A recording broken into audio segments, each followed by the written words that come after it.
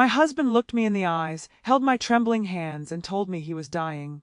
I believed him. I cried for him. I would have done anything for him. But Raymond wasn't dying. He was lying. And that lie would tear apart 42 years of marriage, 3 children, and every promise we ever made. Also, he could run off with a woman young enough to be our daughter. It was a Tuesday evening in late September, when Raymond came home from what he said was a doctor's appointment. I was in the kitchen preparing his favorite meal, pot roast with carrots and potatoes, the same recipe I'd been making for over 40 years.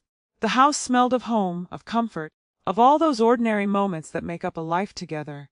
I heard the front door close, but there was something different in the way it shut.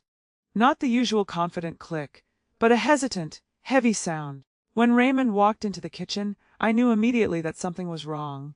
His face was pale, his eyes were red, and his shoulders sagged in a way I'd never seen before. "Dorothy?" he said, and his voice cracked. "We need to talk."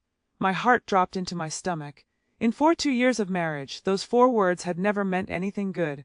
I turned off the stove and wiped my hands on my apron, trying to steady myself. "What is it, Raymond?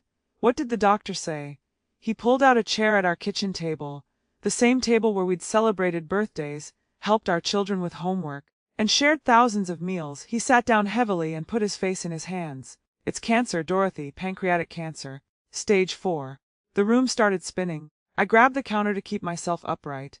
Stage 4, I knew what that meant. Everyone knows what that means. It means there's no stage 5. It means the end is coming. "No," I whispered. "No. Raymond, that can't be right.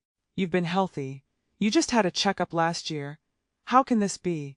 He looked up at me with those eyes I'd loved for so long, and they were filled with tears. Real tears, running down his cheeks. "The doctor said it's aggressive. It's already spread. They caught it too late." I moved to him without thinking, wrapping my arms around his shoulders the way I'd done 1,000 times before. But this time felt different. This time I was holding on because I was terrified of letting go, afraid that if I did, he might slip away forever. How long, I managed to ask, though the words felt like broken glass in my throat. 6 months. Maybe a year if I'm lucky. They want to start treatment, but the doctor said it's mostly about buying time, not curing it. I held him tighter. 42 years. We'd raised 3 beautiful children together. We'd survived job losses and family deaths. We'd buried his parents and mine. We'd celebrated grandchildren and retirement. And now this. Now, just when we were supposed to enjoy our golden years together, traveling and spending time with the grandkids, God was taking him away from me. "We'll fight it," I said firmly. "Whatever it takes, Raymond. We'll get second opinions. We'll try every treatment. We're not giving up." But Raymond pulled away from my embrace. He stood up and walked to the window, looking out at our backyard where we'd planted rose bushes 20 years ago. His back was to me when he spoke again. "Dorothy, there's something else I need to tell you." My heart was already broken, but somehow I knew it was about to shatter completely. "I want a divorce." The words hung in the air like poison. I couldn't have heard him right. I must have misunderstood. "What did you say?" He turned around, and now his face was composed. Almost too composed. "I want a divorce, Dorothy. I can't put you through this. Watching me die, taking care of me as I waste away, dealing with the medical bills and the pain and the suffering. You don't deserve that. I won't do that to you." "Raymond, what are you talking about? I'm your wife. For better or worse, in sickness and in health." Those weren't just words we said at the altar. They were promises. "I'm not leaving you when you need me most. I'm not giving you a choice," he said, and his voice had turned cold, distant. "I've already spoken to a lawyer. I want to do this quickly, cleanly. I'll make sure you're taken care of financially. But I need you to let me go, Dorothy. Let me die with some dignity without dragging you down with me." I couldn't breathe. My chest felt tight, like someone had wrapped steel bands around my ribs and was pulling them tighter and tighter. "You're not thinking clearly," I said, fighting back tears. "This is the shock talking, the fear. Raymond, please. We can get through this together. I've made up my mind." He walked past me toward the hallway. "I'm going to pack some things. I'll stay at a hotel tonight. My lawyer will contact you tomorrow." "Raymond, wait." I followed him, grabbing his arm. "This is crazy. You can't just walk out. Not like this. Not after everything we've been through." He looked down at my hand on his arm, and for just a moment I thought I saw something flicker across his face. Guilt, regret, but then it was gone, replaced by that cold, determined expression. "I'm sorry, Dorothy. This is how it has to be. And then he went upstairs, and I heard him moving around in our bedroom, opening drawers, closing the closet. I stood at the bottom of the stairs, frozen, unable to process what was happening. My husband was dying, and he was leaving me, both at the same time. When he came back down 20 minutes later with a suitcase, I tried one more time. Please don't do this. Please. I love you, Raymond. I've always loved you. He paused at the door, his hand on the knob. For a moment I thought he might turn around, might change his mind. But he didn't look back.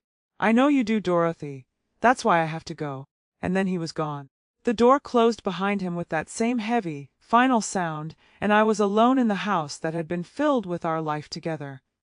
I don't know how long I stood there in that hallway. It might have been minutes.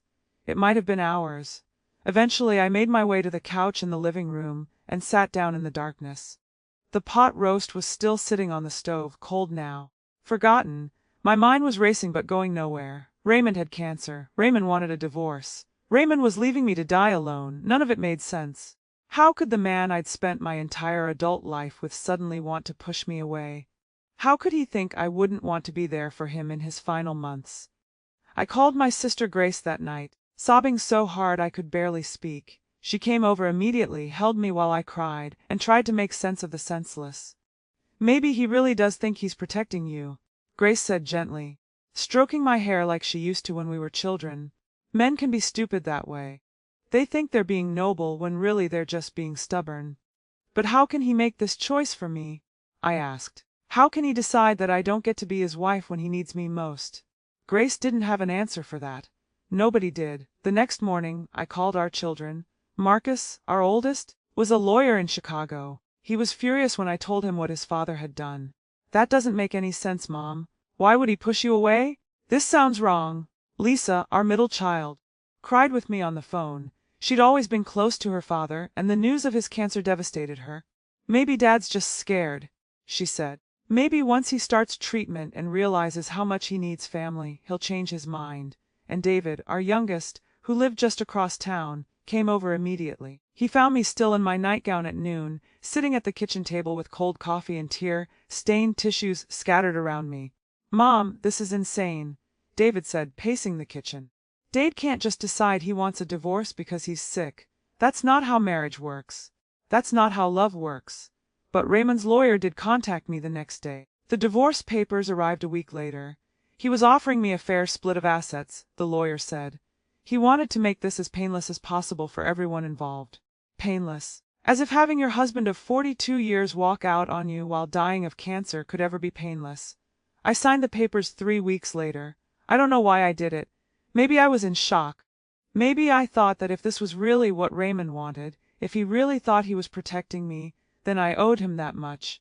Maybe I was just too heartbroken to fight. The divorce was finalized in record time. 60 days to dissolve a marriage that had lasted 30 days. It felt obscene, it felt wrong, but it was done. Raymond moved into an apartment across town. The children tried to visit him, but he kept them at arm's length too, claiming he didn't want them to see him deteriorate. I threw myself into staying busy, volunteering at the church, spending time with my grandchildren, trying to fill the enormous hole that had opened up in my life. But at night, when the house was quiet and empty, I would lie in our bed and wonder how everything had gone so wrong so quickly. I would pray for Raymond, pray that his final months wouldn't be filled with too much pain, and I would cry for the future we were supposed to have and would never know. I had no idea that everything I believed was a lie. I had no idea that the real pain was just beginning. 3 months after the divorce was finalized, I was trying to build some kind of normal life. I joined a quilting circle at church, started taking morning walks with Grace, and forced myself to smile when the grandchildren came to visit. But every night I still prayed for Raymond, still wondered how he was doing, still ached with the absence of him. The children told me he looked fine when they managed to see him, which wasn't often. He kept making excuses about treatment schedules and not feeling well. Marcus was growing increasingly suspicious, but I defended Raymond. He's dying, I would tell my son. He's entitled to handle it however he needs to. It was a cold December morning when everything began to unravel. I was at the pharmacy picking up my blood pressure medication when I saw him, Raymond, standing at the prescription counter, looking healthier than I'd seen him in years. His color was good. He'd even gained a little weight. He was laughing at something the pharmacist said. My heart lurched. Despite everything, despite the divorce and the abandonment, I still loved this man. Seeing him looking so well gave me hope. Maybe the treatments were working better than expected. Maybe God was granting us a miracle. I almost called out to him, almost walked over. But something stopped me. Maybe it was the way he kept looking over his shoulder, nervous, furtive. Maybe it was instinct. Instead, I ducked behind a display of greeting cards and watched. He collected a small white bag from the pharmacist and left quickly. After he was gone, I found myself walking up to that same counter. The pharmacist, a kind woman named Susan who I'd known for years, smiled at me. "Mrs. Williams! How are you doing, dear? I heard about you and Raymond. I'm so sorry." "Thank you, Susan." I hesitated, then asked the question that would change everything. "I just saw Raymond picking up his prescription. How is he doing? With the cancer treatments, I mean?" Susan's face clouded with confusion. "Cancer treatments? Mrs. Williams, Raymond wasn't picking up any cancer medication. He just got his regular prescription. The same vitamins and supplements he's been taking for years." The world tilted. "What? His multivitamin, his fish oil, and his joint supplement. Same as always. Is everything okay?" I mumbled something about being confused and left the pharmacy in a daze. Supplements. Not chemotherapy. Not pain medication. Not anything that had to do with fighting stage 4 pancreatic cancer. I sat in my car in that parking lot for 20 minutes, my hands shaking on the steering wheel. Maybe I'd misunderstood. Maybe he was getting his cancer medication somewhere else, from a specialty pharmacy. Maybe Susan didn't know about all his prescriptions. But a small voice in the back of my mind whispered something else. Something I didn't want to hear. Something that made my blood run cold. What if Raymond wasn't sick at all? No, that was impossible. I'd seen his tears. I'd seen the medical papers. No one would lie about something like that. No one could be that cruel. But I couldn't shake the feeling. That night, I called my friend Helen Patterson. Dr. Helen Patterson. She'd been our family physician for 20 years before she retired, and she was one of the few people I trusted completely. "Helen, I need to ask you something, and I need you to be honest with me." "Of course, Dorothy. What is it?" "If someone had stage 4 pancreatic cancer and was undergoing treatment, what kind of medications would they be taking?" There was a pause. "Dorothy, is this about Raymond? Please, Helen. Just tell me," she sighed. "They'd be on serious medications. Chemotherapy drugs like FOLFIRINOX or gemcitabine. They'd need anti-nausea medication, probably opioids for pain management. Their prescriptions would be extensive and very specific." "Why are you asking?" I told her about the pharmacy, about the vitamins, about how healthy Raymond looked. Helen was quiet for a long moment. When she spoke again, her voice was careful, measured. "Dorothy, I can't access Raymond's medical records anymore, but I can tell you this stage 4 pancreatic cancer is one of the most aggressive cancers there is. If Raymond really had it and was 3 months into his diagnosis, he would look sick, very sick. He would have lost significant weight, his color would be poor. He would be in pain. The chemotherapy alone would make him look like a shadow of himself. But what if the treatment is working? What if he's one of the lucky ones?" "There are no lucky ones with stage 4 pancreatic cancer, Dorothy. The 5-year survival rate is less than 3%. If he's walking around looking healthy and taking nothing but vitamins, then either he's experiencing a medical miracle that should be studied by every hospital in the country, or—" She trailed off. "Or what? Or he's not sick at all." The words hung in the air between us like an accusation I wasn't ready to make. "Helen, people don't lie about having cancer. They don't fake terminal illness. That would be evil. I know it would. And I hope to God I'm wrong. But Dorothy, I think you need to find out for sure, for your own peace of mind, if nothing else."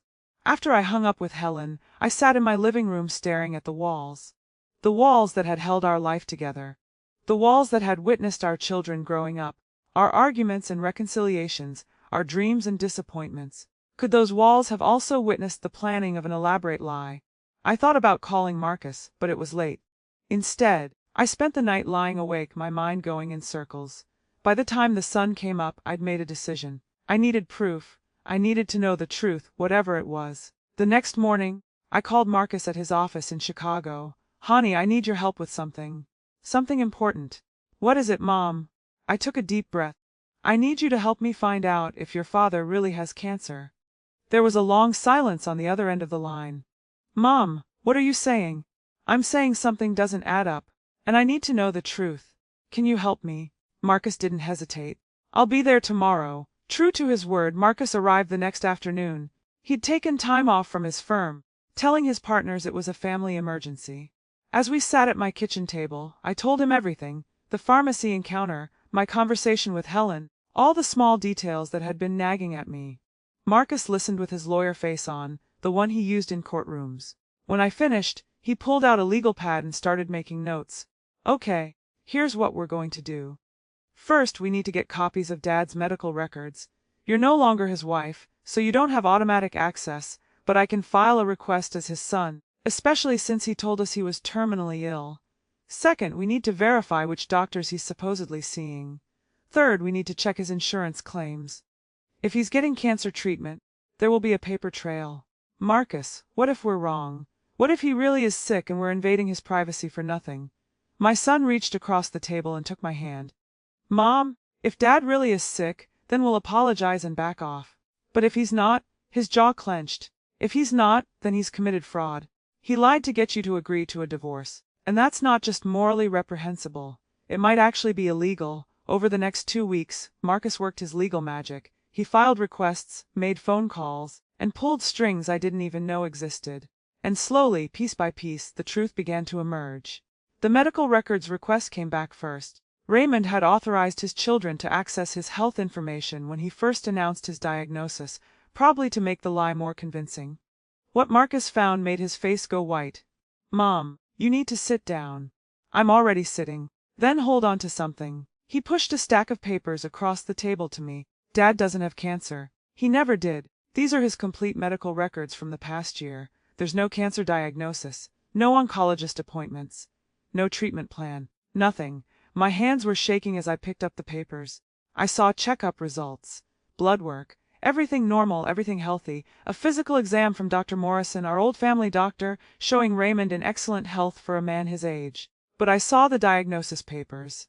I whispered. He showed me the papers from the doctor. Marcus pulled out another document. "I got in touch with Dr. Morrison. He's willing to testify that he never diagnosed Dad with cancer. He says the last time he saw Dad was for a routine physical 8 months ago, and everything was fine." "Then where did those papers come from?" "He faked them, Mom. He created fake medical documents to convince you he was dying." The room started spinning. I gripped the edge of the table, trying to process what Marcus was telling me. Raymond had lied. He'd looked me in the eyes, cried real tears, and told me a monstrous lie. He'd destroyed our marriage, broken my heart, and devastated our children with a complete fabrication. "But why?" I asked, and my voice sounded small and broken even to my own ears. "Why would he do this? If he wanted a divorce, he could have just asked for one. Why make up something so horrible?" Marcus's face was grim. "I don't know yet, Mom, but I'm going to find out." It took him 3 more days to discover the rest of the truth. And when he did, when he came to my house with his face tight with barely controlled rage, I knew it was going to be bad. "Mom, Dad's getting remarried." The words didn't compute at first. "What?" I had a buddy of mine who's a private investigator do some digging. "Dad's getting remarried, next month. He's already sent out invitations to some of his friends from work." "To who? Who could he possibly be marrying so soon after our divorce?" Marcus pulled out his phone and showed me a photo. A woman. Younger, much younger, blonde, beautiful, smiling up at the camera with Raymond's arm around her waist. They were standing on a beach somewhere, looking like lovers on vacation. "Her name is Vanessa Hart. She's a real estate agent, and based on what my investigator found, Dad's been seeing her for at least 2 years. Maybe longer. 2 years. While we were still married. While I was cooking his dinners and doing his laundry and planning our retirement together, he was with her. And when he decided he wanted to be with her full time, he didn't have the decency to just ask for a divorce. Instead, he created an elaborate lie that made me feel guilty for even existing. The cancer story wasn't about protecting me. It was about protecting himself. It was about making sure I agreed to a quick divorce without asking questions. It was about making himself look like a noble, self-sacrificing husband instead of what he really was, a cheater and a liar. I started laughing. I couldn't help it. It was either laugh or scream, and I chose laughter. It was a hollow, bitter sound that scared even me. "Mom." Marcus looked worried. "He faked cancer," I said, still laughing that terrible laugh. He faked terminal cancer to trick me into divorcing him so he could marry his mistress. And I believed him. I cried for him. I signed those papers because I thought I was honoring his dying wishes." The laughter turned to tears, hot and angry and full of a pain I'd never experienced before. This was worse than thinking he was dying. This was worse than the divorce. This was betrayal on a level I hadn't known existed. Marcus held me while I cried, and when I finally had no tears left, he pulled back and looked at me with steel in his eyes. "Mom, we're gonna make this right. Dad doesn't get to do this and walk away clean. We're going to take him to court. We're going to expose what he did. And we're going to get justice." I wiped my eyes and looked at my son, my firstborn, the boy I'd raised to value truth and integrity and honor. "How? The divorce was obtained under fraudulent pretenses. Dad lied about a material fact, his terminal illness, to manipulate you into agreeing to terms you never would have accepted otherwise. That's fraud, Mom. And in family court, fraud can void a divorce decree. We can petition to have the entire divorce thrown out and start over. But this time, Dad won't have any sympathy on his side. This time, everyone will know exactly what he is." For the first time in months, I felt something other than grief and confusion. I felt anger. Clean, righteous, powerful anger. Raymond had thought he could lie his way out of our marriage and into a new life. He'd thought he could make me complicit in my own betrayal by playing on my love and compassion. He'd thought I would just accept it and fade quietly away. He was wrong. Marcus moved back home for 3 weeks to help me prepare. He set up a makeshift office in what used to be David's old bedroom, covering the walls with timelines, documents, and evidence. Every morning he'd be up at 6, on the phone with lawyers, investigators, and medical professionals. Every evening we'd sit at the kitchen table, and he'd explain what he'd found. "The key to this case," Marcus told me on the 3rd day, "is proving that Dad's false cancer diagnosis was the primary reason you agreed to the divorce terms. We need to show that you were defrauded, that you made decisions under duress based on false information." I thought about those awful weeks when I'd signed the papers. I remember the lawyer asking me if I was sure, if I understood what I was agreeing to. I told him yes. I said I wanted to respect Raymond's wishes because he was dying. The lawyer even put it in the notes.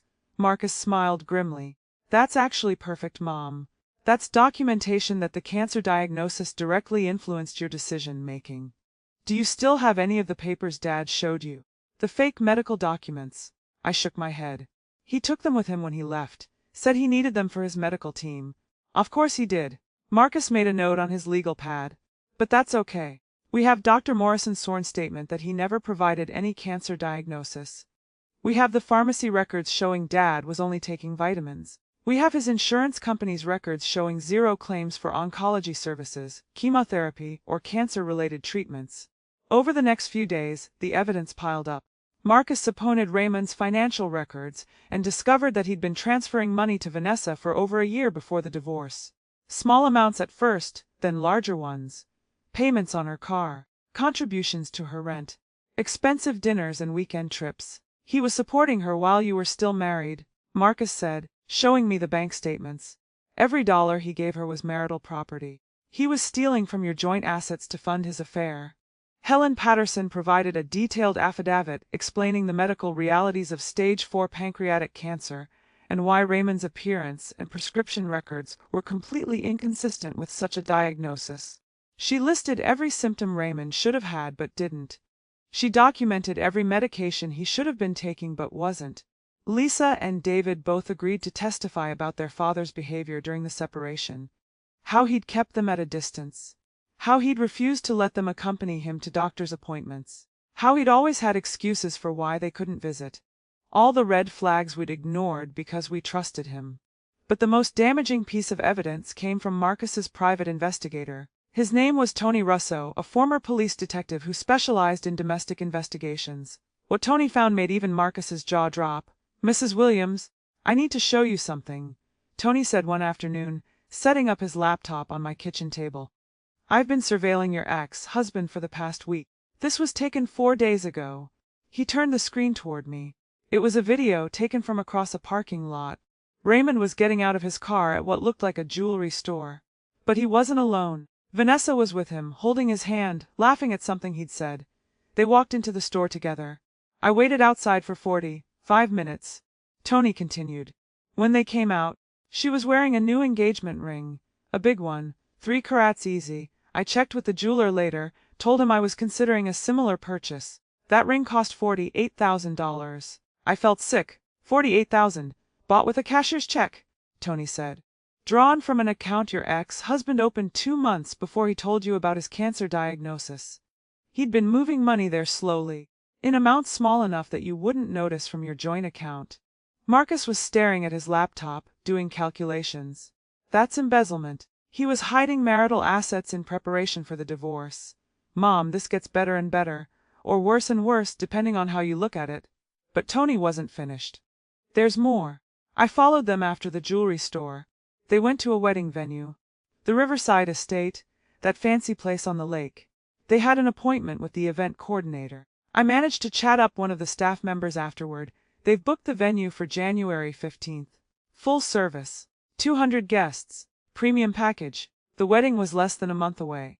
Raymond was rushing to marry Vanessa, probably before anyone could challenge the divorce or freeze his assets. How much is this wedding costing? I asked, though I wasn't sure I wanted to know. Tony checked his notes. Based on what the staff member told me, probably around $80,000. Plus the honeymoon. They're planning 2 weeks in Bali. First-class flights, 5-star resort. Another $30,000 easy. I did the math in my head. The ring, the wedding, the honeymoon. That was over $150,000. Money that should have been part of our marital assets. Money that Raymond had hidden and stolen to fund his new life with his mistress. Mom, are you okay? David had stopped by to check on us and caught the tail end of Tony's report. His face was red with anger. Dad spent that much on her while telling you he was dying. I wasn't okay. I don't think I'd been okay since the day Raymond told me his first lie. But I was starting to feel something else alongside the hurt. I was starting to feel powerful. Marcus, what do we do now? My son gathered all the documents, all the evidence, all the sworn statements and financial records. Now we file. We petition the court to vacate the divorce decree based on fraud. We file a motion to freeze all of Dad's assets until this is resolved. And we demand a full forensic accounting of every penny he's hidden or spent since he started planning this. Will it work? Marcus looked at me with absolute certainty. Mom, Dad handed us everything we need to bury him. He was so confident in his lie, so sure you'd never question it, that he got sloppy. He left a trail a mile wide. Any judge who sees this evidence is going to be furious. What Dad did isn't just morally wrong. It's legally actionable fraud. That evening, after Marcus and Tony left, I sat alone in my living room holding a photo album. It was from our 20th wedding anniversary. Raymond and I were smiling at the camera, his arm around my waist, both of us looking so happy and secured. I'd believed we would last forever. I'd spent 3 months mourning a man who wasn't dead. I'd spent 3 months feeling guilty for being alive when my husband was supposedly dying. I'd spent 3 months second, guessing every moment of our marriage, wondering if I could have done something differently, been a better wife, made him want to stay. Now I knew the truth. There was nothing I could have done differently, because this was never about me. This was about Raymond wanting a new life, and being too cowardly to ask for it honestly. This was about him choosing the cruelest possible method to get what he wanted while making himself look noble in the process. I closed the photo album and put it away. That life was over. That marriage was built on lies I hadn't known existed. And the man in those photos wasn't who I thought he was. Maybe he never had been. Grace came over later that night with dinner. She found me in the kitchen, finally eating something substantial for the first time in days. You look different, she said, studying my face. Stronger somehow. I feel different, I admitted. I spent so long being sad, Grace, being hurt and confused and lost, but now I'm just angry, and anger is so much easier to carry than grief. What happens next? Next, we fight. Marcus files the paperwork tomorrow. We're going to court, and everyone is going to know what Raymond did. Grace smiled and squeezed my hand. Good. It's about time someone held that man accountable. The next morning, Marcus filed our petition with the family court. The documents were extensive, over 100 pages of evidence, statements, and legal arguments. The core claim was simple: Raymond Williams had perpetrated a fraud upon the court and upon his wife by fabricating a terminal illness to manipulate the divorce proceedings. We were asking the court to void the divorce decree and reopen the case under true circumstances. We also filed an emergency motion to freeze Raymond's assets, arguing that he'd hidden and dissipated marital property and was planning to spend even more on a lavish wedding and honeymoon. The courthouse clerk's eyes went wide as she stamped our documents. "Ma'am, I probably shouldn't say this, but I've been working here for 15 years and I've never seen anything quite like this case." "Neither have I," I told her. "Neither have I." Raymond was served with the papers that afternoon. Marcus had arranged for a process server to deliver them at Raymond's office, in front of his colleagues. It wasn't strictly necessary. We could have had them delivered to his apartment. But Marcus wanted to make a point. He wanted Raymond to start feeling the consequences of his actions. The call came 2 hours later. It was Raymond, and he was livid. "Dorothy, what the hell do you think you're doing? You can't just try to reverse a divorce because you changed your mind." I'd been dreading this moment, but now that it was here, I felt calm. Cold even. "I didn't change my mind, Raymond. I found out the truth." There was silence on the other end of the line. "I don't know what you're talking about. Don't you dare lie to me anymore. I know you never had cancer. I know about Vanessa. I know about the money you've been hiding. I know about the wedding you're planning. I know everything, Raymond." His voice changed, became defensive. "Dorothy, listen to me. This is a misunderstanding. I can explain." "No. You can explain it to the judge. You can explain to the court how you faked a terminal illness to defraud me into accepting an unfair divorce. You can explain how you embezzled marital funds to support your mistress. You can explain all of it, Raymond, but not to me. Never to me again. You're making a huge mistake. If you go through with this, I'll fight you every step of the way. I'll make this ugly, Dorothy." I laughed, and it was a sound I barely recognized. "You already made it ugly, Raymond. I'm just making it public." I hung up on him. It was the first time in 42 years that I'd ever hung up on my husband. Ex-husband, whatever he was now. That night I couldn't sleep, but it wasn't from grief or confusion. It was anticipation. For the first time since this nightmare began, I felt like I was doing something instead of just enduring something. I was taking control of my own story. Marcus had warned me that Raymond would probably hire a good lawyer, that he'd try to fight our petition. He's going to claim that the cancer thing was a misunderstanding, that he was confused about his diagnosis. He's going to try to make you look vindictive or money-hungry. Let him try, I'd said. We have the truth on our side. The truth helps, Marcus replied. But what really matters is the evidence. And Mom, we have so much evidence that Dad would need a miracle to explain it all away. The court date was set for 3 weeks later. An expedited hearing given the emergency motion to freeze assets. In the meantime, the gossip spread through our community like wildfire. People we'd known for decades started calling, asking if it was true, if Raymond had really faked cancer. Some people took his side, saying I must be mistaken, that Raymond would never do something so cruel. But most people, once they heard the full story, were horrified. Our pastor called me personally to offer his support. Our neighbors, the Hendersons, who'd been friends with Raymond for 20 years, showed up at my door with a casserole and an apology for not seeing through him sooner. We thought he looked pretty healthy for a man with stage 4 cancer, Mrs. Henderson said, shaking her head. But we didn't want to say anything. We thought maybe he was just one of those people who handles illness well. The wedding venue called Vanessa to inform her that there was a legal hold on the event pending the outcome of the court case. Raymond's bank called to tell him his accounts were frozen except for basic living expenses. The ring he'd bought Vanessa was identified as marital property and couldn't be legally transferred to her until the case was resolved. Everything Raymond had built, his new life, his new relationship, his carefully constructed narrative, was crumbling around him. And I didn't feel sorry for him. Not even a little bit. 3 days before the hearing, Raymond's lawyer called Marcus. My client would like to discuss a settlement. I bet he would, Marcus said. But we're not interested. We're going to trial. Mr. Williams, please. Be reasonable. This can get very ugly for everyone involved. It already is ugly. Your client made it ugly the day he lied about having cancer. Tell him we'll see him in court. The night before the hearing, my children all came over. Marcus, Lisa, and David sat with me in the living room, the same room where we'd celebrated Christmases and birthdays, where we'd watched them grow up, where we'd been a family. Mom, are you ready for tomorrow? Lisa asked gently. I thought about the question. Was I ready to stand in front of a judge and detail every lie Raymond had told? Was I ready to expose our private pain to public scrutiny? Was I ready to potentially face my ex-husband's anger and his lawyer's attempts to discredit me? Yes, I said. I'm ready. For the first time in months, I'm absolutely ready. David hugged me tight. We're gonna be there with you, Mom. Every step of the way. I know you will be, I said. And that makes all the difference. That night, I slept better than I had in half a year. Tomorrow, the truth would finally come out.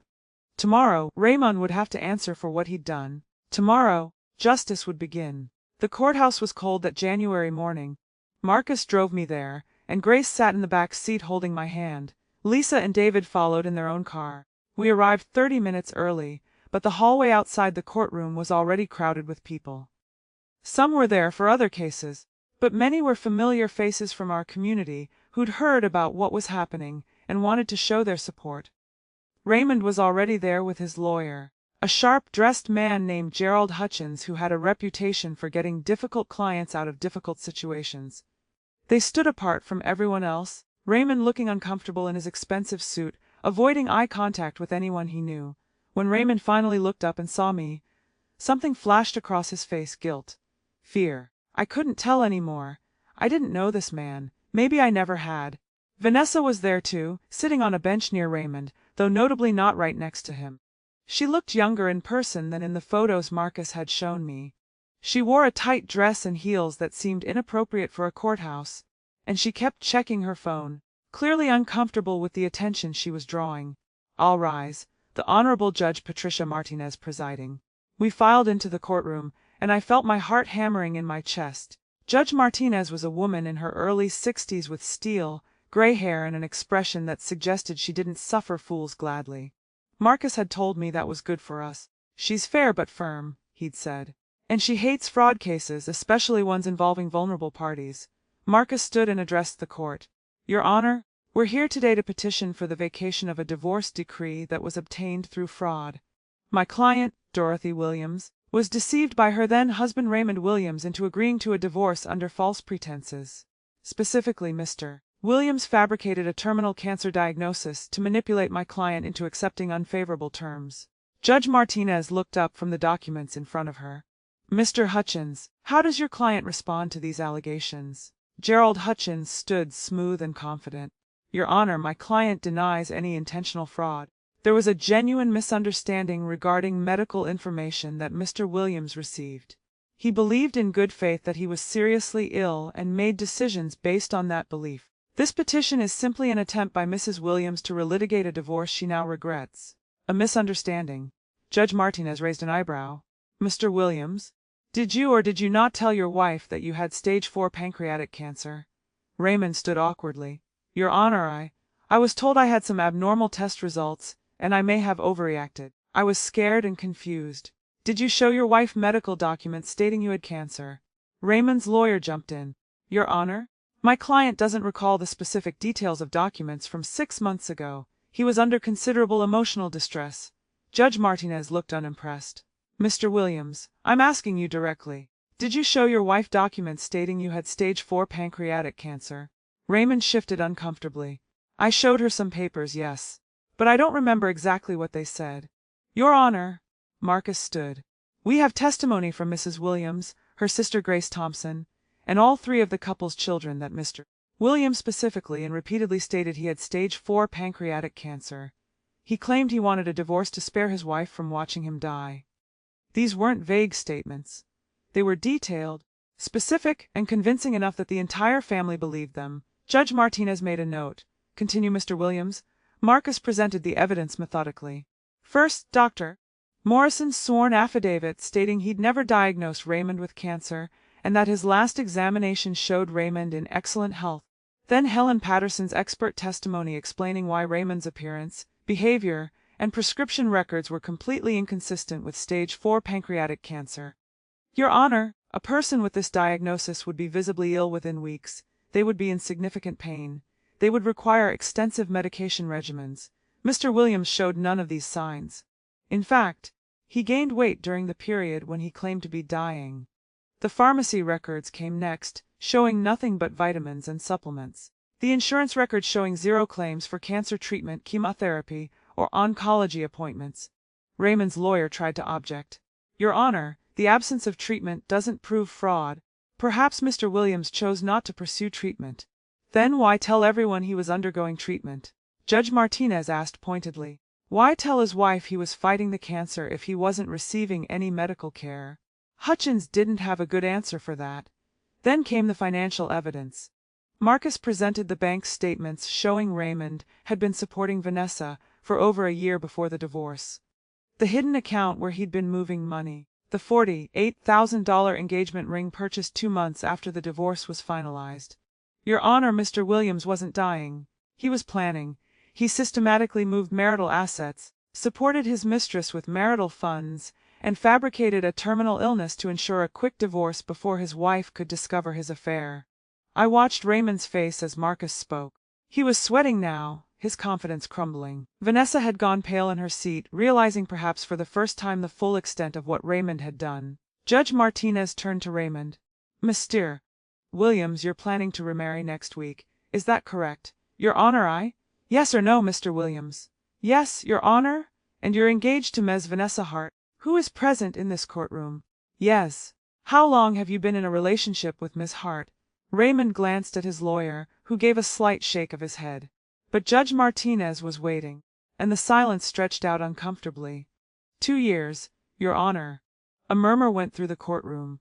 2 years meant the affair had started while Raymond and I were still married, still supposedly happy, still planning our future together. So you were having an affair while married to Mrs. Williams. You decided you wanted to marry your mistress, and rather than simply asking for a divorce, you chose to fabricate a terminal illness. Is that an accurate summary? Your Honor, it wasn't like that. Then what was it like, Mr. Williams? Please, enlighten the court. Raymond looked trapped. I didn't know how to tell Dorothy the truth. I thought if I said I was sick, it would be easier for her. Less painful. Less painful. Judge Martinez's voice was sharp. You thought making your wife believe you were dying of cancer would be less painful than admitting you'd been unfaithful. You thought making her feel guilty for being alive, for wanting to support you, for loving you. You thought that would be easier. Raymond had no answer. He just stood there, and for the first time, I saw him for what he truly was. Not the man I'd loved for 42 years, not even the villain I'd been imagining, just a small, selfish, cowardly person who'd hurt the people who loved him rather than face his own choices honestly. Your Honor, may I speak? I surprised myself by standing. Marcus looked at me with concern, but I needed to do this. I needed to say my piece. Judge Martinez nodded. Mrs. Williams, you may address the court. My legs were shaking, but my voice was steady. Your Honor, I want to make something clear. I'm not here because I want Raymond back. I'm not here because I regret the divorce. If Raymond had come to me 6 months ago and told me the truth, that he'd fallen in love with someone else and wanted to end our marriage, it would have broken my heart. I would have cried. I would have been devastated. But I would have survived it with my dignity intact. I looked at Raymond, and he couldn't meet my eyes. Instead, he made me complicit in my own betrayal. He made me believe I was doing something noble by letting him go. He made me spend 3 months praying for a dying man who wasn't dying. He made our children believe they were losing their father. He made me question every moment of our 42 years together, wondering if I'd failed him somehow, if I could have been a better wife, if I deserved to be abandoned in what should have been our golden years. My voice cracked, but I kept going. The cancer lie wasn't just about getting a divorce, Your Honor. It was about making sure I felt too guilty to question anything, too grateful for the years we'd had to ask for what I was entitled to, too heartbroken to fight for myself. And it worked. I signed those papers thinking I was honoring my dying husband's last wishes. I gave up things I was entitled to because I didn't want to burden a dying man with legal battles. I agreed to terms I never would have accepted if I'd known the truth. Judge Martinez was listening intently, and I saw something like sympathy in her eyes. What would you have done differently, Mrs. Williams, if you'd known your husband was healthy? I would have demanded a full accounting of our assets. I would have questioned where our money had been going. I would have insisted on a fair division of everything we'd built together over 42 years. I would have hired my own lawyer instead of trying to make things easy for Raymond. I would have protected myself, Your Honor. But I didn't because I thought I was protecting him. I sat back down, and Grace squeezed my hand. Marcus gave me a slight nod of approval. Around the courtroom, I saw people wiping their eyes. Even the court reporter looked moved. Judge Martinez addressed Raymond's lawyer. Mr. Hutchins, does your client have any evidence to present that contradicts what we've heard today? Any medical records showing a cancer diagnosis? Any documentation of treatment? Anything at all that suggests this was a legitimate medical situation and not a deliberate fraud? Hutchins stood slowly. Your Honor, we would need time to gather such documentation. Mr. Hutchins, your client has had 3 weeks since he was served with this petition. If such documentation existed, you would have brought it today. The fact that you haven't tells me everything I need to know. She looked down at her notes, and the courtroom was silent. I've heard enough, Judge Martinez said finally. Mr. Williams, what you did is one of the most callous acts of deception I've encountered in 20 years on the bench. You didn't just lie to get what you wanted. You weaponized your wife's love and compassion against her.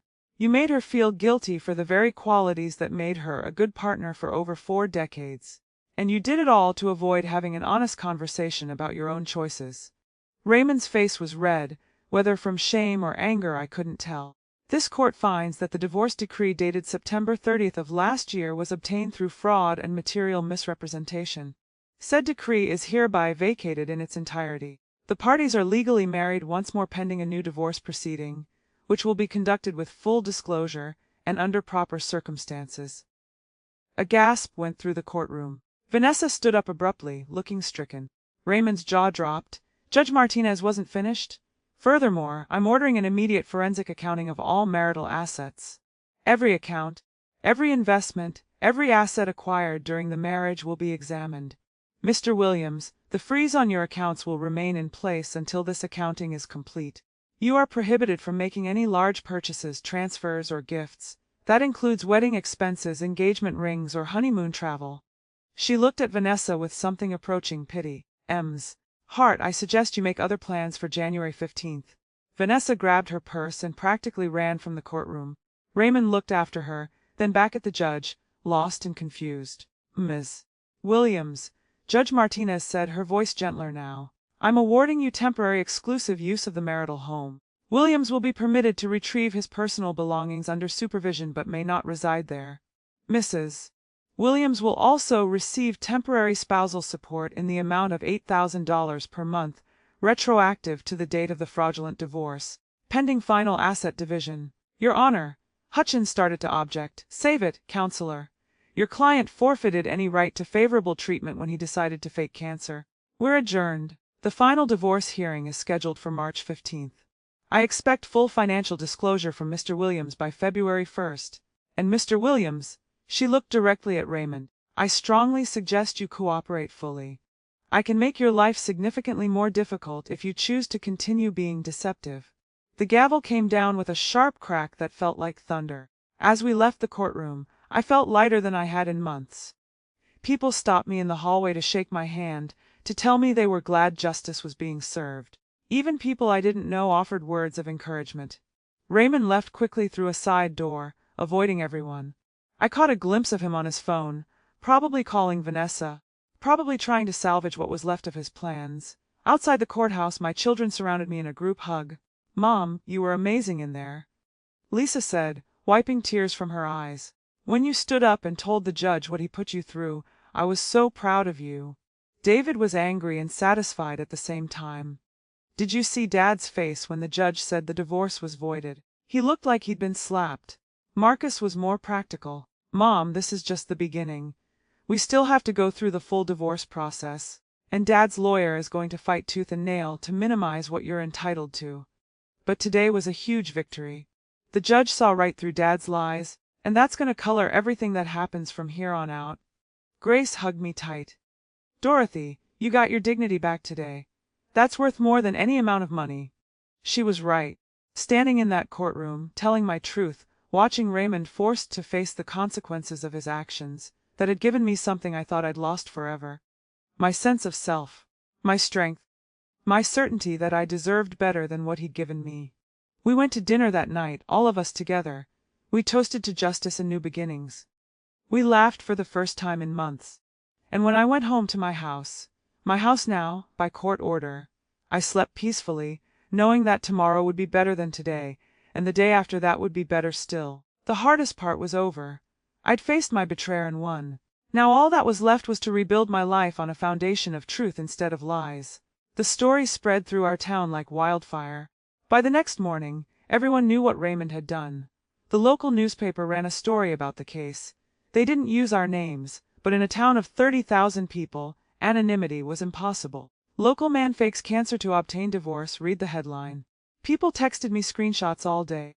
Raymond's colleagues at the insurance company, where he'd worked for 25 years, started distancing themselves from him. His boss called Marcus to ask if the company needed to be concerned about Raymond's ethical standards in his professional work. The implication was clear. If Raymond could lie to his wife of 42 years, what else might he lie about? Within a week, Raymond was asked to take early retirement. They called it a mutual agreement. But Marcus heard through the grapevine that Raymond had been given a choice: retire voluntarily or face termination for conduct unbecoming. He took the retirement package, but it was significantly less generous than what he would have received if he'd left on good terms. Vanessa broke up with him 3 days after the hearing. I heard about it from Mrs. Henderson, who heard it from her daughter, who worked at the real estate office where Vanessa was employed.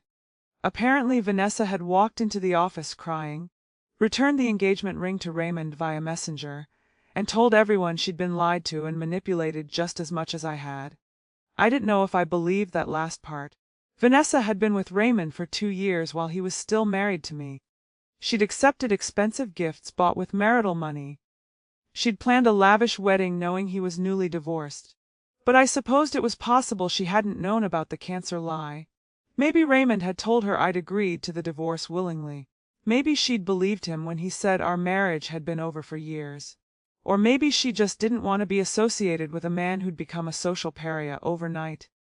Either way, Raymond was alone now, and I couldn't find it in myself to feel sorry for him.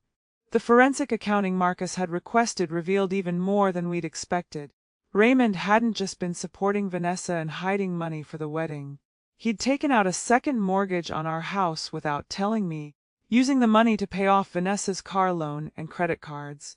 He'd cashed in bonds that were supposed to be for our grandchildren's education. He'd even sold some of my mother's jewelry, pieces I'd inherited and thought were safely stored in our safety deposit box. Mom, he spent or hid almost $200,000. Marcus told me, his voice tight with anger. That's money that should have been split in the divorce. He systematically looted your marital assets to fund his affair and his escape plan. Each revelation felt like a fresh betrayal. It wasn't just about the money, though the money mattered. It was about the premeditation, the planning, the cold calculation of it all. Raymond hadn't made an impulsive mistake or gotten caught up in a moment of weakness. He'd spent years constructing his exit strategy, and every lie, every hidden transaction, every fake tear had been part of the plan. The hardest part was the sympathy. People meant well, but I grew tired of the pitying looks, the concerned phone calls, the constant questions about how I was holding up. I understood they cared, but I didn't want to be seen as a victim anymore. I'd been victimized, yes, but I was done being defined by what Raymond had done to me. Grace understood this better than anyone. "You're allowed to be angry," she told me one afternoon as we sat on my back porch drinking tea. "You're allowed to be hurt, but you're also allowed to move on and be happy again. Don't let Raymond steal any more of your life than he already has." She was right. I'd given Raymond 42 years. I'd given him my youth, my love, my loyalty, and my trust. I wasn't going to give him my future too. I started small. I redecorated the bedroom, getting rid of the furniture Raymond and I had picked out together and replacing it with pieces that were entirely mine. I painted the walls a soft lavender, a color Raymond had always hated but I'd always loved. I hung new curtains and bought new bedding. When I was done, the room felt like a sanctuary instead of a museum of broken promises. I joined a book club at the library. I started taking watercolor painting classes on Thursday evenings. I volunteered at the food bank twice a week. I filled my calendar with activities that had nothing to do with Raymond or the divorce or the endless legal proceedings. And slowly, day by day, I started to feel like myself again. Not the self I'd been during my marriage, that Dorothy was gone forever, but a new self, stronger, more independent, less willing to make myself small to accommodate someone else's ego. My children noticed the change. "Mom, you seem different," Lisa said during one of our weekly phone calls. "Lighter somehow." I feel lighter, I admitted. For the first time in 6 months, I feel like I can breathe again. The legal process dragged on. Raymond's lawyer tried every tactic to delay the final divorce hearing, to minimize the financial settlement, to paint me as vindictive and money-hungry. But Judge Martinez wasn't having any of it. She'd seen through Raymond once, and she wasn't about to give him the benefit of the doubt again.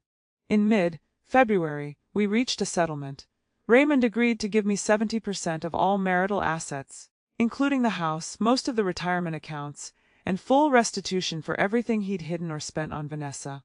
He also agreed to pay my legal fees, which by that point had climbed into the tens of thousands of dollars. It's more than fair, Marcus told me. In a normal divorce, you'd get 50%. But given Dad's fraud and the dissipation of assets, 70% is actually conservative. We could have pushed for more. I don't want more, I said. I just want it to be over. I want to close this chapter and move on with my life. The final divorce hearing was scheduled for March 15th, exactly 1 year after Raymond had first told me his monstrous lie. The irony wasn't lost on me. This time, the courtroom was quieter. Most of the spectators had lost interest once the settlement was reached. It was just me, Marcus, Raymond, his lawyer, and a handful of court officials. Judge Martinez reviewed the settlement terms and asked if both parties agreed to them. I said yes immediately. Raymond hesitated, then nodded reluctantly. Mr. Williams, I need a verbal response for the record. Yes, Your Honor, Raymond said quietly. I agree. Very well. This court grants the dissolution of marriage between Dorothy Williams and Raymond Williams, effective immediately. The settlement as outlined is hereby approved and incorporated into the final decree.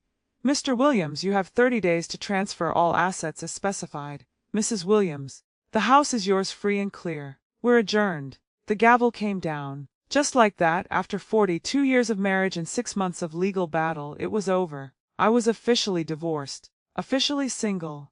As I stood to leave, Raymond approached me. Marcus immediately stepped between us, protective, but I waved him back. It's okay.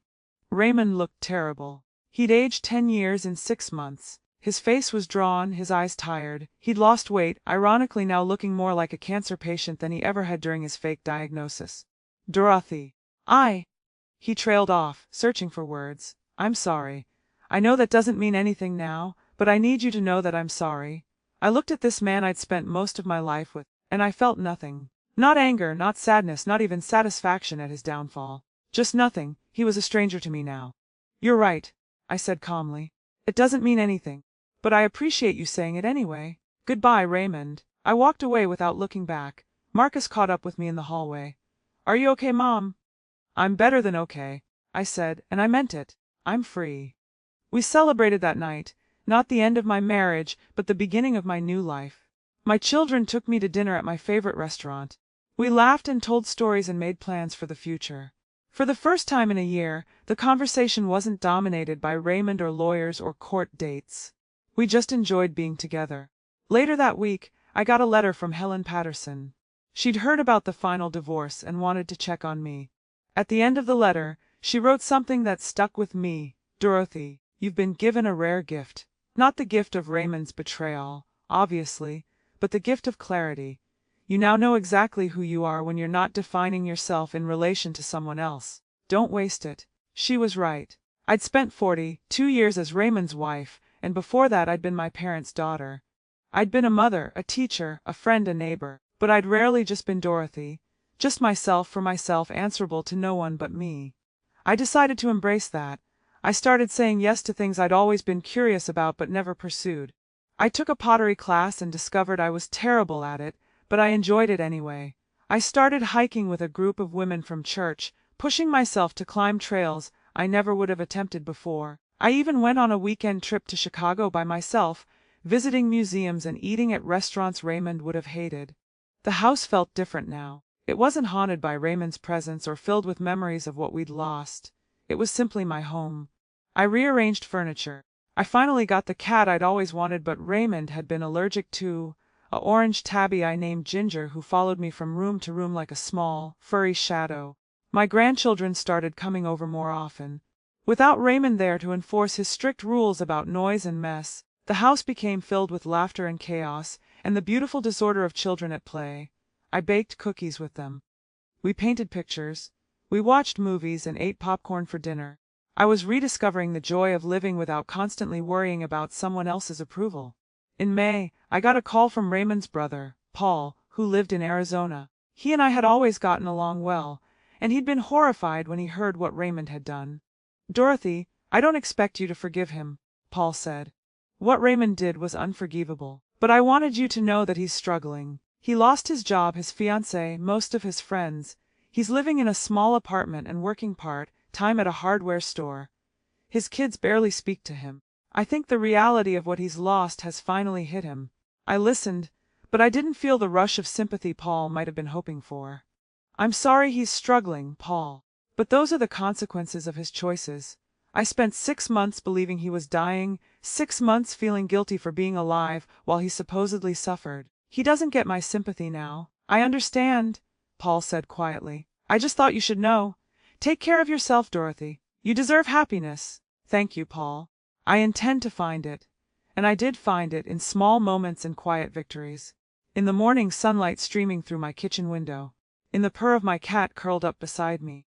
In the sound of my grandchildren's laughter echoing through the house.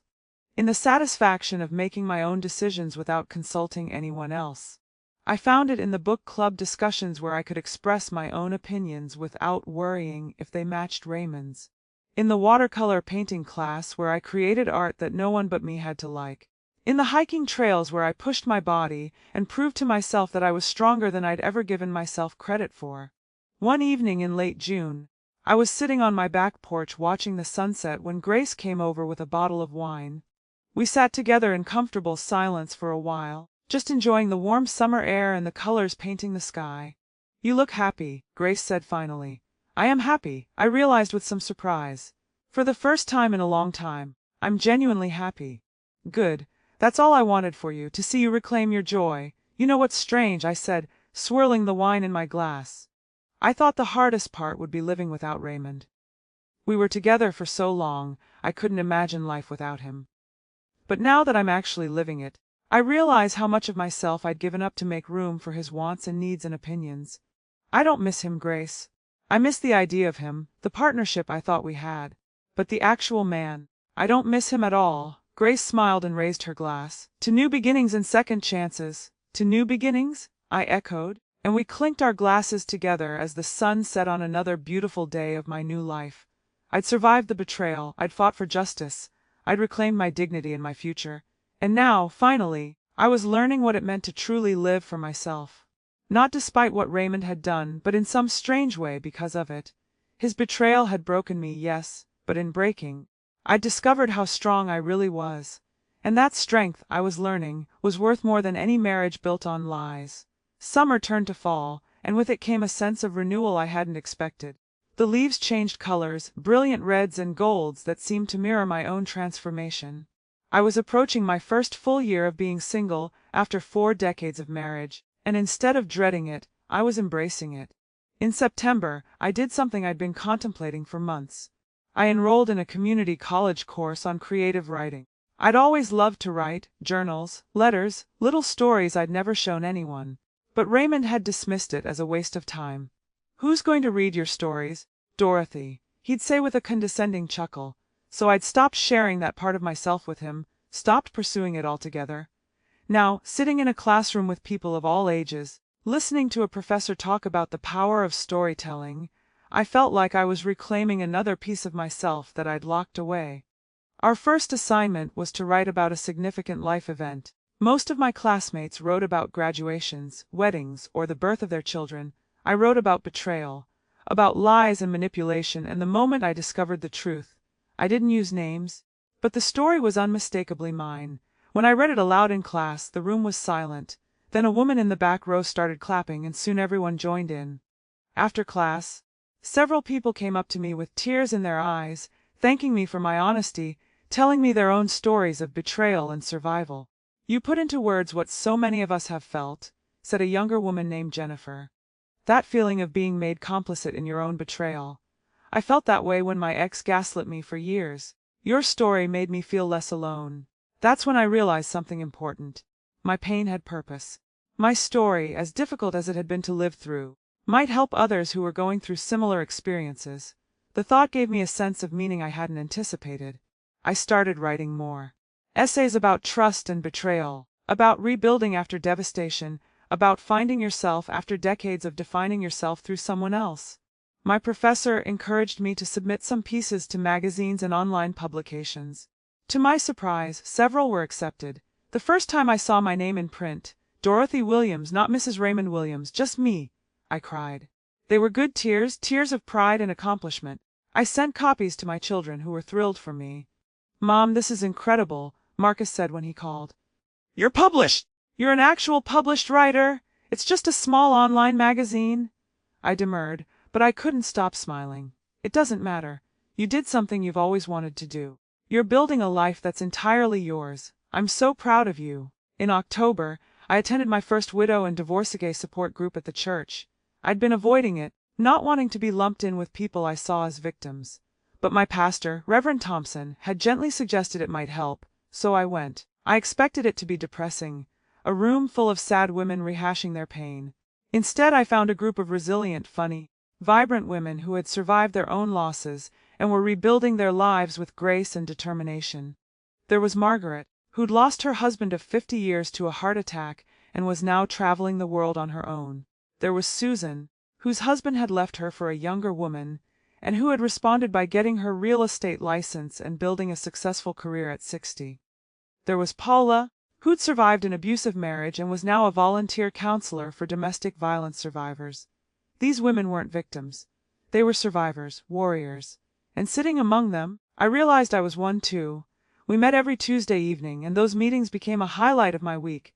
We laughed more than we cried. We shared advice and resources. We celebrated each other's victories, whether it was Susan closing a major sale or Margaret learning to scuba dive in Belize at 73. "You're inspiring," Margaret told me one evening. "The way you fought back against your ex-husband, the way you demanded justice. Most of us just accepted our divorces and moved on. You refused to be a victim." I didn't feel brave, I admitted. I felt angry and hurt and desperate for the truth. "Sometimes those feelings are what make us brave," Paula said quietly. "Bravery isn't the absence of fear or pain. It's moving forward despite them." Around this same time, I reconnected with some old friends I'd lost touch with during my marriage. Raymond had never been particularly social, and over the years, I'd let friendships fade to accommodate his preference for quiet evenings at home. Now I was reaching out, rekindling connections, and discovering that many of these women had missed me as much as I'd missed them. We started a monthly dinner group. 6 women who'd known each other since our children were in elementary school together. We rotated hosting, and each dinner became a celebration of friendship and freedom. We talked about everything from politics to books to our grandchildren, to our hopes for the future. "I can't believe we let so many years go by without doing this," my friend Carol said one evening. "We should have been doing this all along." "We're doing it now," I said. "That's what matters." In November, something unexpected happened. I was at the grocery store when I ran into Vanessa. We both froze, unsure whether to acknowledge each other or pretend we hadn't seen one another. Finally, I made the decision to be gracious. "Hello, Vanessa." She looked uncomfortable but relieved that I'd spoken first. "Hello, Mrs. Williams. I don't know what to say." "You don't have to say anything. I do, though." She glanced around, then lowered her voice. "I owe you an apology. I knew Raymond was married when we started seeing each other. I told myself it didn't matter, that his marriage was his business. But I was wrong. I helped him hurt you, and I'm sorry." I studied her face, looking for signs of insincerity, but all I saw was genuine regret. She looked older than in the photos I'd seen, tired and worn down by her own choices. "Did you know about the cancer lie?" I asked. "No." Her eyes widened. "I swear I didn't. Raymond told me you'd agreed to the divorce, that you'd been unhappy for years. He never mentioned cancer until after the divorce was final, and even then, he said it was just a scare, that the doctors had been wrong." When I found out the truth in court, I was horrified. I believed her. There was something in her expression that told me she was telling the truth. "Thank you for telling me that. For what it's worth, I left him. Not just because of the public humiliation, but because I realized if he could lie to you that way, he could lie to me too. Probably already had been." She paused. "I wasted 2 years on someone who wasn't worth it. But you gave him 42 years. I can't imagine how much that must hurt." "It did hurt," I said honestly. "But I'm healing now, And I hope you can heal too, she nodded, tears in her eyes. I hope so. Thank you for being kind when you didn't have to be. As she walked away, I felt a strange sense of peace. I'd been carrying so much anger toward Vanessa, seeing her as the villain who'd stolen my husband. But in reality she'd been deceived too, just in a different way. Raymond was the architect of all this pain, not her. She was just another person who'd made the mistake of trusting him. That night, I wrote about the encounter in my journal. About forgiveness and how it wasn't always about the other person. Sometimes it was about releasing yourself from the burden of anger. I didn't forgive Raymond, and I wasn't sure I ever would. But forgiving Vanessa felt like letting go of a weight I hadn't realized I was carrying. As Thanksgiving approached, my children asked what I wanted to do for the holiday. In the past, I would have hosted a big dinner, cooking for days to make sure everything was perfect, stressed and exhausted by the time everyone arrived. This year I had a different idea. Let's go out, I suggested. Let's go to that nice restaurant downtown and let someone else do the cooking. We can just enjoy being together without all the work. Lisa laughed. Mom, that's so unlike you. You love hosting Thanksgiving. I love the idea of hosting Thanksgiving, I corrected. But the reality was always stressful. This year I want to actually enjoy the holiday. So that's what we did. All 3 of my children, their spouses, and my 5 grandchildren met me at the Riverside restaurant on Thanksgiving Day. We had a beautiful meal in a private dining room overlooking the water. There were no dishes to wash, no leftovers to deal with, no exhaustion afterward, just laughter and good food and the warmth of family. During the meal, we went around the table saying what we were thankful for. When it came to me, I had to pause and think about it. A year ago, I would have said I was thankful for my family, my health, my home, all true things. But this year I wanted to be more honest. I'm thankful for hard truths, I said finally. I'm thankful that I found out who Raymond really was, even though it hurt. I'm thankful that I didn't spend my remaining years married to a lie. I'm thankful for the strength I didn't know I had. And I'm thankful for all of you. For standing by me when my world fell apart. Marcus raised his glass. To Mom, the strongest woman I know! The grandchildren caroused, and we all clinked glasses. Later that evening, after everyone had left and I was alone in my quiet house with Ginger curled up beside me, I thought about how much had changed in a year. I'd gone from being a devastated, betrayed wife to being a woman who knew her own worth. I'd gone from feeling like my life was over to discovering that it was actually just beginning. I thought about Raymond sometimes. Wondered how he was doing in his small apartment with his part-time job and his broken relationships. But I didn't wonder too much. His life wasn't my concern anymore. My own life was concern enough, and for the first time in decades, it was a life I was actively choosing rather than just enduring. In December, I made another unexpected decision. I decided to sell the house. Marcus was surprised when I told him. Mom, are you sure? That house is worth a lot, and it's yours outright now. You don't have to leave. I know I don't have to, I said. But I want to. This house is full of memories, and not all of them are bad, but they're all tied to a life I don't have anymore. I want to start fresh somewhere new. Somewhere that's entirely mine. I found a lovely townhouse in a nearby community designed for active adults. It was smaller than my house but perfect for one person. It had a small garden where I could grow flowers, a screened porch where I could sit and write, and a community center where all sorts of activities and classes were offered. When I moved in just before Christmas, Lisa helped me decorate. We hung new curtains and arranged furniture and made the space feel like home. When we were done, I stood in the middle of my new living room and felt something I hadn't felt in years: complete peace. This is perfect, Mom, Lisa said, looking around with satisfaction. It's so you. She was right. It was me. Not the me I'd been when I was married to Raymond, but the me I was becoming. Independent, strong, comfortable in my own company. On Christmas Eve, my children and grandchildren came to my new townhouse for the first time. We had a simple dinner and exchanged gifts. The grandchildren ran around exploring the new space, delighted by its novelty. David started a fire in the fireplace. Marcus made hot chocolate. Lisa put on Christmas music. And sitting there in my new home, surrounded by the people I loved most in the world, I realized something profound. Raymond's betrayal hadn't destroyed me. It had freed me. It had forced me to discover who I was beyond being someone's wife. And that person, independent, creative, resilient Dorothy, was someone I was proud to be. As the evening wound down and everyone prepared to leave, Marcus pulled me aside. Mom, I know this year has been incredibly hard, but you've handled it with so much grace and strength. You've inspired all of us to be braver in our own lives. Thank you, sweetheart. But I didn't have a choice. When life knocks you down, you either stay down or you get back up. I chose to get up. And you didn't just get up, he said, hugging me tight. You soared. After everyone left, I sat alone in my new living room with a cup of tea, watching the fire die down to embers. Ginger was asleep on the couch beside me, purring softly. Outside, snow was beginning to fall, dusting everything in white. A year ago I'd been broken and lost, believing my husband was dying and wondering how I would survive without him. Now I was thriving without him, building a life that was richer and more authentic than anything I'd known during our marriage. The journey had been painful. The betrayal had cut deep. But in surviving it, I'd discovered reserves of strength I never knew I possessed. I'd learned that I could stand on my own, make my own decisions, and create my own happiness. And that knowledge, that certainty of my own resilience, was worth more than 42 years of comfortable lies. I'd rather live 1 year of hard truth than a lifetime of beautiful deception. As I got ready for bed in my new bedroom, in my new home, in my new life, I felt something I hadn't felt in a very long time: excitement for the future. I didn't know what tomorrow would bring, but I knew I was strong enough to face it, and that was enough.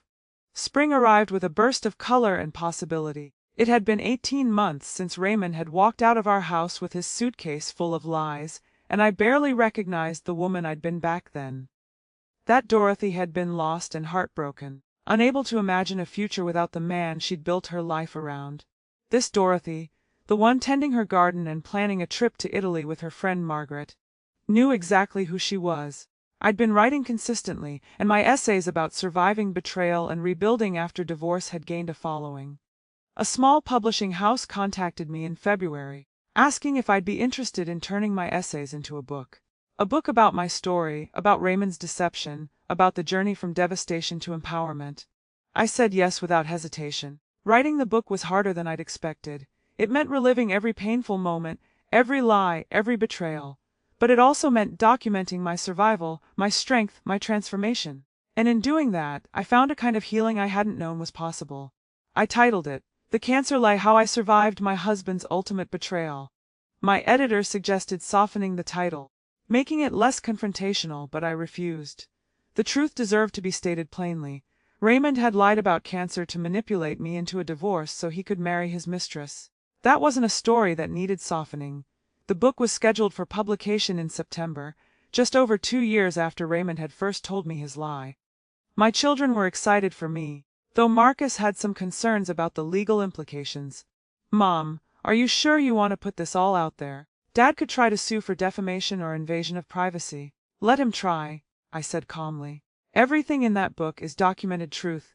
We have court records, sworn statements, financial evidence. The truth is an absolute defense against defamation. Besides, I'm not saying anything in the book that wasn't already said in open court." Marcus smiled. "You've changed so much, Mom.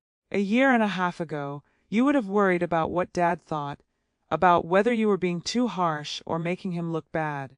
Now you're ready to tell the whole world what he did. Because the whole world needs to know that this kind of thing happens," I said. "How many other people are being manipulated and deceived by partners they trust? How many people feel trapped by their own love and compassion because someone is weaponizing those qualities against them? If my story can help even one person recognize the signs of manipulation and get out before it destroys them, then it's worth every uncomfortable moment." In April, I received an invitation that caught me off guard. The local Domestic Violence and Abuse Prevention Center asked me to speak at their annual fundraising gala.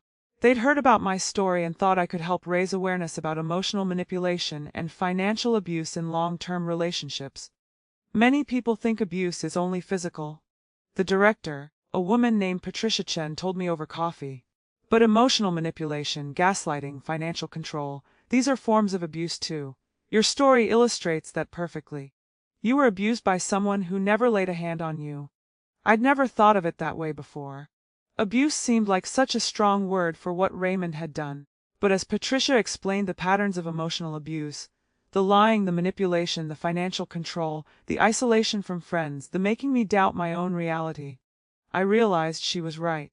Raymond had been emotionally abusive for years, and I'd simply normalized it because it wasn't physical violence. The cancer lie was just the most dramatic example of a pattern that had probably existed throughout our marriage. I just hadn't seen it clearly until it became impossible to ignore. I agreed to speak at the gala, standing in front of 200 people in formal wear, with my children sitting proudly in the front row. I told my story. Not just the cancer lie, but everything that led up to it. The small ways Raymond had diminished me over the years. The ways he'd made his preferences the only ones that mattered. The ways he'd slowly eroded my independence until I couldn't imagine making decisions without considering his opinion first. I didn't know I was being abused. I told the audience. I thought I was being a good wife. I thought compromise meant always being the one to give in. I thought love meant making yourself smaller so your partner could feel bigger. And by the time I realized how much of myself I'd lost, I'd forgotten there had ever been a self to lose. When I finished speaking, the room erupted in applause. Several people were crying. After the gala, at least a dozen women came up to me with their own stories of emotional manipulation and financial abuse. They thanked me for putting words to experiences they'd thought were theirs alone. One woman, probably in her late 30s, grabbed my hands and said, "My husband does exactly what yours did. Not the cancer thing, but the making me feel guilty for wanting anything for myself. I thought I was being selfish for wanting to go back to school or see my friends. But listening to you tonight, I realized I'm not selfish. I'm being controlled. Thank you for helping me see that." I hugged her and gave her Patricia's card. Talk to these people. They can help you figure out what your options are. And remember, you deserve to be with someone who celebrates you, not someone who diminishes you. That night marked another turning point for me. I wasn't just surviving anymore. I was using my survival to help others. My pain had purpose. My story had power. And that gave me a sense of meaning I'd never found in 42 years of cooking dinners and doing laundry and making myself invisible so Raymond could shine. In June, I got word through Paul, Raymond's brother, that Raymond had moved out of state. He'd taken a job in Arizona, far from everyone who knew his story.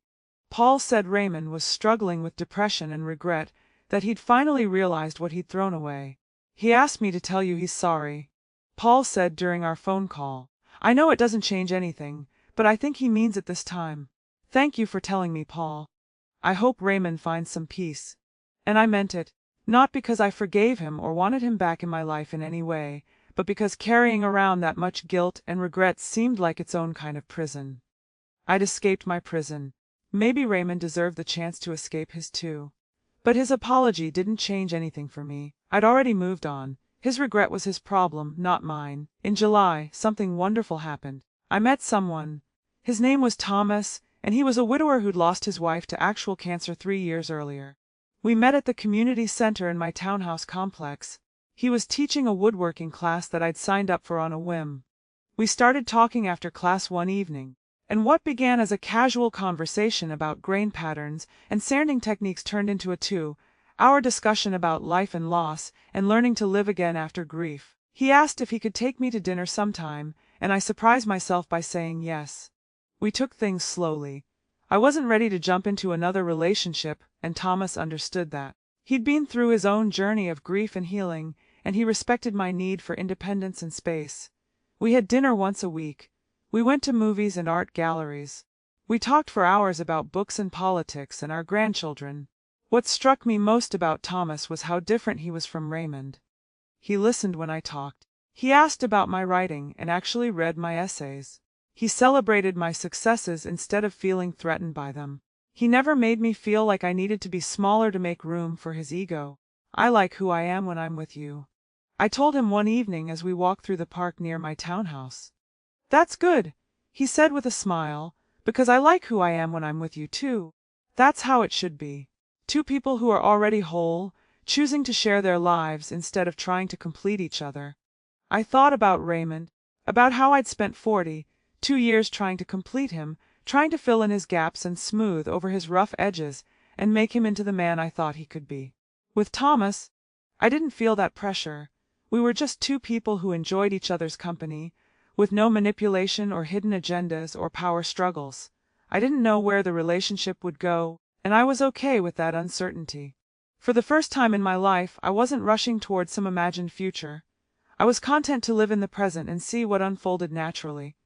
In September, my book was published. The launch event was held at a local bookstore, and over 100 people showed up. My children were there, of course, along with Grace, Helen, the women from my support group, my writing classmates, and friends I'd made over the past 2 years. I read the opening chapter aloud, the one that began with Raymond telling me he had cancer and wanted a divorce. You could have heard a pin drop in that bookstore. When I finished, people had questions. So many questions. How did you find the strength to fight back? Did you ever consider just letting it go and moving on? Have you forgiven him? What advice would you give to someone going through something similar? I answered each question honestly. No, I hadn't forgiven Raymond, and I wasn't sure I ever would. Yes, I'd considered just accepting the divorce and moving on, but I was glad I'd fought instead. The strength to fight back came from anger, from a sense of injustice, from my children's support, and from a stubborn refusal to let Raymond write the ending to our story. And my advice: trust your instincts. If something feels wrong, it probably is. Don't let love make you ignore red flags, and remember that you are stronger than you think you are. You can survive things you never imagined surviving. But more than that, you can thrive after them. The book sold well, better than anyone expected. It struck a chord with people who'd experienced betrayal in their own relationships. I started getting emails from readers all over the country, sharing their stories, thanking me for making them feel less alone. One email from a woman named Sarah in Oregon particularly moved me. She wrote, "I'm sitting in a lawyer's office right now, about to file for divorce from my husband who's been having an affair for 2 years. I'm terrified and heartbroken, but I'm going through with it because your book showed me that life after betrayal is possible. You survived something horrible and came out stronger. If you can do it, maybe I can too. Thank you for being brave enough to share your story." I printed out that email and put it on my bulletin board in my writing space. On days when I wondered if publishing the book had been the right decision, if exposing my private pain had been worth it, I read Sarah's words and remembered why I'd done it. In October, almost exactly 2 years after the day I saw Raymond at the pharmacy and started questioning his cancer story, I did something I'd been planning for months. I threw a party. Not a pity party or a celebration of my divorce, but a celebration of my life, my new life, the life I'd built from the ruins of my marriage. I rented out a room at the Riverside restaurant, the same place we'd had Thanksgiving dinner the year before. I invited everyone who'd supported me through the darkest time of my life, my children and their families, Grace and Helen, the women from my support group, my writing group friends, Patricia from the Abuse Prevention Center, my editor, my book club, Thomas. There were about 50 people there, and as I looked around the room at all these people who'd helped me survive and thrive, I felt overwhelmed with gratitude. I raised my glass for a toast. 2 years ago, my life as I knew it ended. My marriage of 42 years was revealed to be built on lies. Everything I thought I knew about my husband and my future turned out to be false. I thought that was the end of my story. I thought the best years of my life were behind me. I paused, looking at the faces of the people I loved. But I was wrong. These past 2 years haven't been the end. They've been a beginning. I've discovered strengths I didn't know I had. I've made friends who see me for who I really am, not just as someone's wife. I've pursued dreams I'd put on hold for decades. I've learned what it means to truly live for myself. So this party isn't about what I lost. It's about what I've gained. My voice, my independence, my joy. Thank you all for being part of this journey. The room erupted in applause and cheers. Marcus was crying proud tears that made my own eyes water. Grace raised her glass and shouted, "To Dorothy! To second chances and new beginnings! To Dorothy!" Everyone echoed, and the sound of 50 people celebrating my new life was the sweetest music I'd ever heard. Later that evening, as the party wound down, Thomas and I stood on the restaurant's terrace overlooking the river. The autumn air was cool and crisp, and the lights from the city reflected on the water like scattered stars. "You've built something beautiful," Thomas said, gesturing back toward the party. "Not just today, but with your whole life. You took something broken and made it into something whole and good." "I had help," I said, thinking of all the people inside who'd supported me. "Yes, but you did the work. No one could do that for you." He was right. People could support you, encourage you, stand beside you, but the actual work of healing and rebuilding, that was something you had to do yourself. And I had done it. Day by day, choice by choice, I'd rebuilt my life into something that was authentically mine. As we stood there watching the river flow by, I thought about Raymond. I wondered if he was happy in Arizona, if he'd found any peace, if he ever thought about what he'd thrown away. But I didn't wonder for long.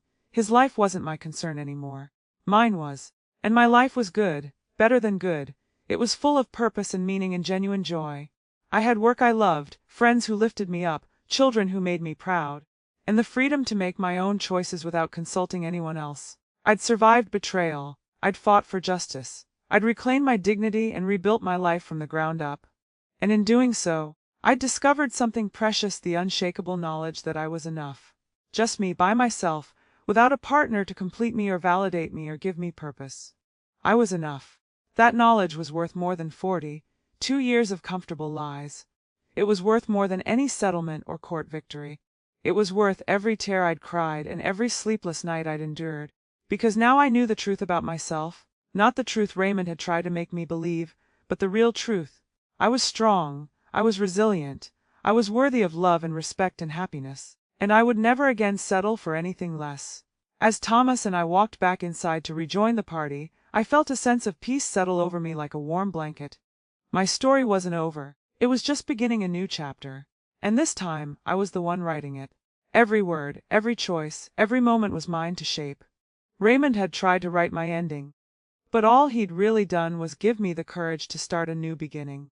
And that beginning was more beautiful than anything I could have imagined during those dark days when I thought my world was ending. Life after betrayal wasn't just possible. It could be extraordinary, and mine was. 3 years after Raymond walked out with his suitcase full of lies, I received one final piece of closure I hadn't expected. A letter arrived, forwarded from my publisher. It was from Raymond. I almost threw it away without reading it. But curiosity got the better of me, and I opened it while sitting in my garden with a cup of tea and Ginger purring at my feet. The letter was 7 pages long. In it Raymond detailed everything, how the affair with Vanessa had started, how he'd convinced himself he deserved happiness even if it meant hurting me, how he'd planned the cancer lie over several months, even consulting online forums about how to fake medical documents. He wrote about his regret, how losing his children's respect had been the worst consequence of his actions, worse than losing his job or his reputation or Vanessa. He wrote about therapy he was in, work he was doing to understand why he'd made such destructive choices. He wrote about his mother, who'd passed away 2 months earlier without reconciling with him, because of what he'd done to me. At the end of the letter, he didn't ask for forgiveness. He simply wrote, "You deserved so much better than what I gave you. I'm glad you found it. Your book helped me finally understand the full extent of the damage I caused, not just to you but to our children and grandchildren. I hope someday I can become the kind of person who's capable of the honesty and courage you've shown.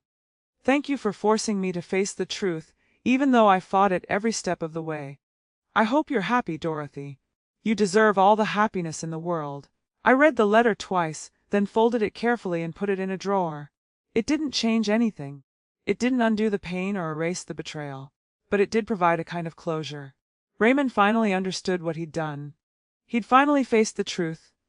And while that didn't earn him forgiveness, it did allow me to let go of the last remnants of anger I'd been carrying. I never responded to the letter. There was nothing left to say.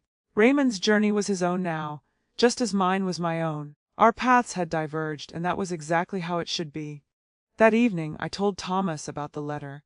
We were cooking dinner together in my kitchen. He was making his famous marinara sauce while I prepared a salad. And as I recounted what Raymond had written, I realized something profound. "You know what's strange?" I said. "Reading that letter, I felt nothing. Not anger, not satisfaction, not even pity. Just nothing. He's become a character in a story I used to live. Not someone who has any power over my emotions anymore." Thomas smiled and kissed my forehead. "That's called healing, Dorothy. That's what winning looks like." He was right. I had won. Not because Raymond was sorry or struggling or alone. I'd won because I'd reclaimed my life, my voice, and my sense of self. I'd won because I was happy, genuinely and authentically happy, in a way I'd never been during my marriage. I'd won because I'd survived the unthinkable and come out stronger on the other side. And that victory, that quiet, personal triumph, was mine forever. No one could take it away. Not Raymond, not anyone.